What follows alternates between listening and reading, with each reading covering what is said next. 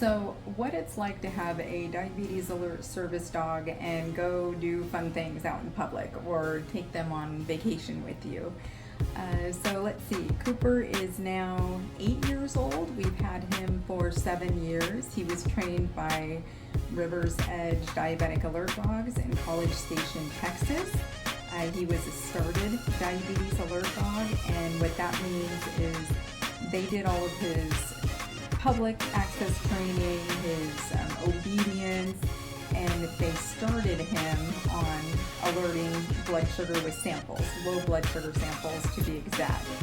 And before he had come to us, he actually had done one live alert on his own, and they said their neighbor was diabetic. They didn't know, and they had Cooper out, and Cooper was just all over him, and then it turned out he actually had low blood sugar.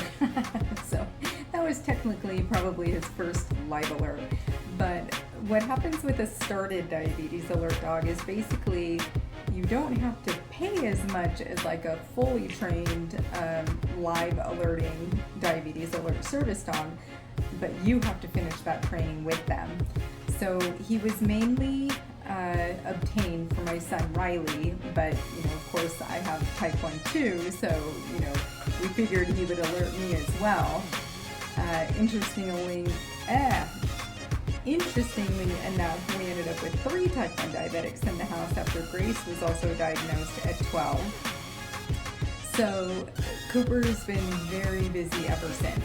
He is amazing as far as how he alerts.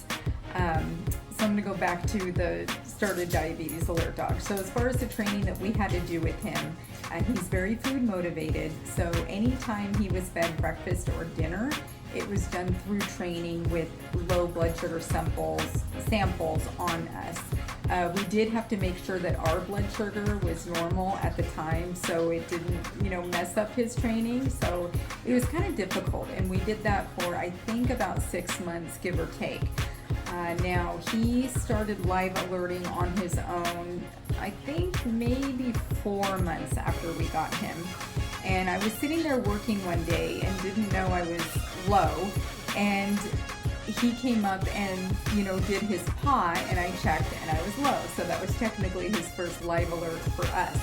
However, before that time period, while we were finishing his training, through feeding and everything, he was showing signs of alerting, but it's like with the started diabetes alert dog, they have to kind of put it together in their brain as far as that live alert and what they've been trained to do on a scent sample, and then everything comes together, kind of like a puzzle. So once he started live alerting, that was it. He was 100% accurate from that point on. Now, funny enough, Cooper was only trained to detect low blood sugar, but he, on his own accord, started alerting high blood sugar maybe 6 or 8 months, maybe a year after we had him. And ever since, he will alert at 200 on the nose. It's hysterical. I might be like 198, 199 on my Dexcom, and he doesn't alert. But the minute I hit 200, it's so bizarre. He just knows. He comes and alerts. Now, as far as low blood sugar, where he is so useful is because the Dexcom, which is the continuous glucose monitoring system, it sits in the interstitial fluid of the body. So it's not in the whole blood. What that means is the actual blood sugar is about 15 minutes, just approximately, behind on the continuous glucose monitoring system. So Cooper, a lot of times I won't even know I'm coming down, and he will alert me, and I might be 120, even 150, and I look, and on the Dexcom I've got arrows down, and I will end up going down. I'm on my way down, so he does of course get his treat for those alerts as well, and those are the ones that are the most useful, especially when we have like double arrows down on the Dexcom, and we're just slamming down on the blood sugar for too much insulin in the system, basically, which happens. As a type 1 diabetic, it's kind of a constant change. No matter what you do, even with the insulin pump, the CGMS, Cooper, we have all these tools, but we still fluctuate kind of all over the place, and that's just a very normal type 1 diabetes thing or issue. So as far as Cooper, like taking him out, when we first got him, we actually had a pre-planned trip to Disney World for 2 weeks. So he came along with us, just having him a few weeks. And that was interesting.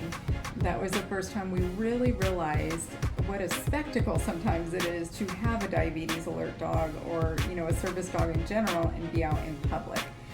We had people asking if they could take pictures with Cooper. We had people asking if they could pet him. We had one very rude experience. I was sitting at, what is the name of that ride? Test track. So Cooper, of course, can't ride that ride. So everyone else went on the ride, and I waited at the exit for them to get off the ride, and then we did the rider swap, you know, so someone could sit with Cooper.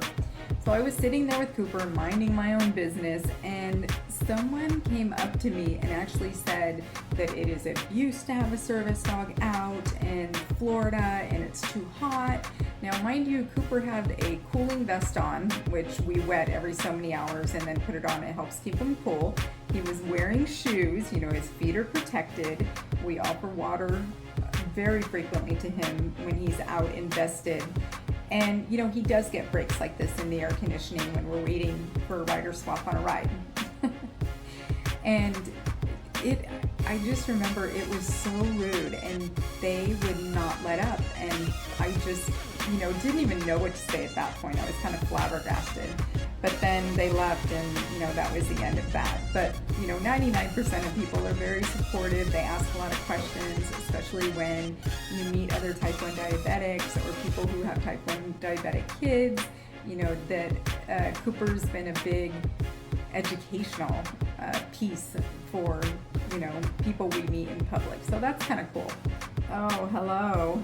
Someone's coming to say hi. This is Mama Kitty. She's very affectionate.